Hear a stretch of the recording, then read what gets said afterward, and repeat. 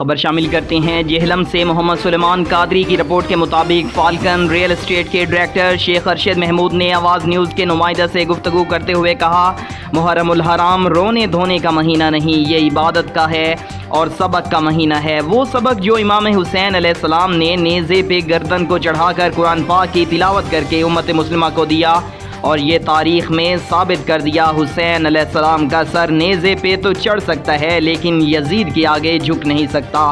شیخ ارشد محمود نے کہا، یہ حق اور باطل کی جنگ تھی، باطل جیت کر بھی ہار گیا اور حق کی راہ پر چلنے والے قیامت تک زندہ رہیں گے، اور جب روز محشر ہوگا تو حسنین کریمین علیہ السلام جنتیوں کے سردار اپنے ماننے والوں کو، اپنے نانا کے ماننے والوں کو محبت کے ساتھ جنت کی طرف لے کے جائیں گے۔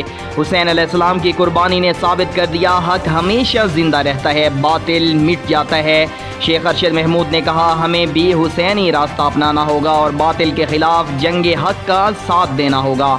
جب ہم اس راستے پہ چل پڑیں تو انشاءاللہ فتح ہماری ہی ہوگی اور کوئی ہمیں پیچھے چھوڑ جانے والا نہیں ہوگا۔ محرم صبر امن کا درس دیتا ہے اور باطل کے سامنے ڈٹ جانے کا نام محرم الحرام ہے۔